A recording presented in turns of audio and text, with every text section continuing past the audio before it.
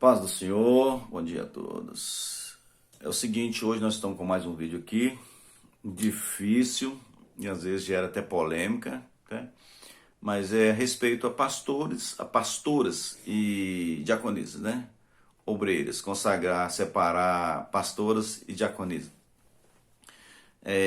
Me perguntam quando eu estou dando aula, quando eu estou dando algum estudo, se é certo consagrar pastoras e diaconisas. A pergunta é difícil de responder, porque a gente observa que não haver erros nisso.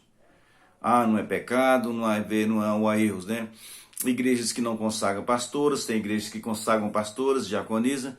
E como que se responde isso?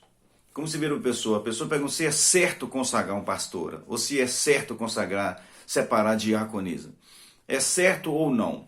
A Bíblia tem algumas coisas da Bíblia que não te fala que não pode, e que não pode, ou a Bíblia te fala que pode. Tem coisa que a Bíblia fala que é errado, e tem coisa que a Bíblia não te fala que não é errado.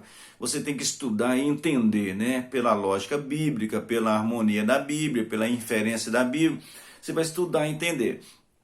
Então nós temos que ter por base a Bíblia em todas as nossas ações.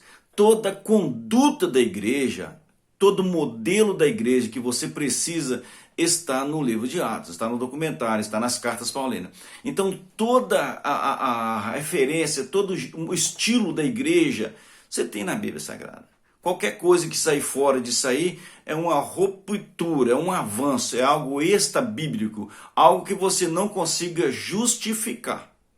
Tá? Aquilo que você consiga justificar é aquilo que você tem como modelo a Bíblia Sagrada, como que você tem como modelo o livro de Atos para aplicar na sua igreja. Fora isso, você não tem. E a Bíblia nos dá a entender que Deus tem uma preferência masculina na liderança desde o princípio. Deus criou Adão conforme a sua imagem e semelhança e criou Eva da costela de Adão e colocou Adão como líder, cabeça da Eva. A sequência você vai ter Noé como cabeça da família. Depois você tem Abraão como cabeça, a quem Sara chama de meu senhor. Depois você vem para os patriarcas, você vê Jó como cabeça, Isaac, Jacó, todos são cabeça, todos são liderança masculina. Deus não coloca no tempo patriarcal as mulheres como líder. Você vê uma preferência masculina, você vê como Deus tem uma preferência em colocar o homem sob a liderança. Tá? Você vem para a libertação do povo de Israel, você vai ver que Deus separa Moisés, embora a esposa de Moisés tenha papel importante na história. Miriam, irmã de Moisés, também contribuiu muito, mas Deus colocou ele como libertador, ele como líder, auxiliados por esses. Você vai ver que no tempo dos reis, quando chega na época da monarquia, você observa que Israel teve mais de 40 reis, desde os reis que reinaram para as 12 tribos, e os reis que reinaram nos reinos divididos, chamado Reino do Norte, Israel, Reino do Sul, Judá. Mais de 40 reis. Não houve unção de mulheres. Quem Deus ordenou que fosse rei? Homens. Deus mandou ungir mais de 40 reis. Homens. Por quê? Você observa que há uma preferência, há uma insistência em Deus em manter o homem na liderança do seu povo. Você vai para o tempo dos profetas, você vê que os profetas que eram ungidos eram homens. Alguma profetisa igual no tempo de Baraque, igual teve Débora, mas você observar que essas profetisas não eram ordenança. Essas mulheres, os profetas, eles tinham outros ofícios. O profeta tinha outras profissões e quando era necessário, Deus usava como profeta. É diferente de líder. O profeta não tinha uma função de liderar o povo, de assumir o povo. Não. Eles recebiam o oráculo e entregavam. E tinham suas atividades, seus ministérios separados, suas funções e atividades separadas. Tá? Isso não é uma ordenança. Tá? E você vai para o tempo de Jesus. Quando você chega em Jesus, você vai ver que ele insere a mulher. Ele resgata a mulher que ficava separada, que não sentava à mesa. E Jesus dá um prestígio, Jesus traz a mulher e insere ela no seu ministério. Embora você veja que no passado já tiveram várias mulheres igual Esté, importante, mas não teve papel de liderança. Uma série de mulheres, igual Noemi, Ruth, mulheres que são exemplo na Bíblia, mas não foram chamados para liderar povo em nenhum momento. Aí quando você vê no tempo de Jesus, Jesus chama essas mulheres, Madalena, Maria, essas mulheres desempenham um papel muito importante para Cristo, ajuda Jesus em várias são mencionadas várias vezes na Bíblia, a importância delas, mas Jesus chama 12 homens e ordena 12 homens e nenhuma dessas mulheres. Jesus chama 12 discípulos, ordena 12 discípulos, nenhuma dessas mulheres.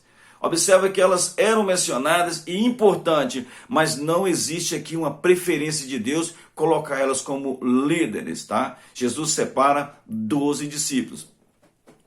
Esses 12 apóstolos recebem a missão de doutrinar a igreja, porque a Bíblia diz que a igreja é fundada na doutrina dos apóstolos. Jesus não foi literário, Jesus não deixou o livro escrito. Quem ficou incumbido de escrever aquilo que Jesus disse foi os apóstolos. Por isso os apóstolos escreveram a doutrina, o modelo da igreja. Coube a eles deixar escrito para nós. E se nós quisermos seguir, ter um parâmetro, uma base para nós seguir, para como conduzir a igreja, e está na Bíblia Sagrada. Esses 12 apóstolos que receberam a missão de doutrinar a igreja, não ordenaram nenhuma mulher. Os apóstolos fazem menção de várias mulheres, igual Sintique, Evódique, Priscila. Vocês vão ver que algumas mulheres são mencionadas até na frente do nome do homem, porque dá a entender que os apóstolos vieram como mais importante e que desempenhavam um papel mais elevado do que o próprio marido. Às vezes o nome vem mencionado primeiro, mas em momento nenhum elas foram ordenadas. Não foram separadas. Quando foram selecionar um outro apóstolo para o lugar de Judas, com voto comum em Atos dos Apóstolos, foram separados um homem, tá? Foi entrado no lugar de Judas. Quando foi separar diáconos para que resolvesse o problema estava tendo com as viúvas de gentílica e o povo e as viúvas dos judeus, observa que os gregos e judeus separaram-se 7 apóstolos. O texto diz: convém que separe-se 7 homens cheios do Espírito Santo. Foram separados 7 diáconos.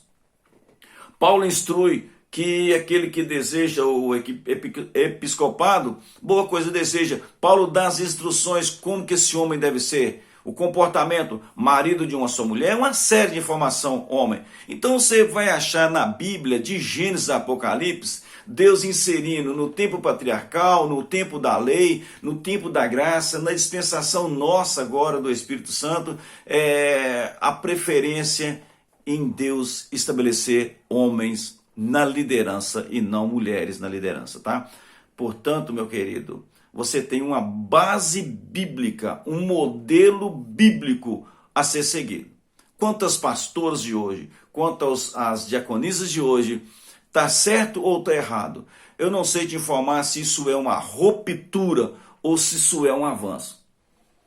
Como que eu falaria para você que isso é um avanço, se é extra bíblico?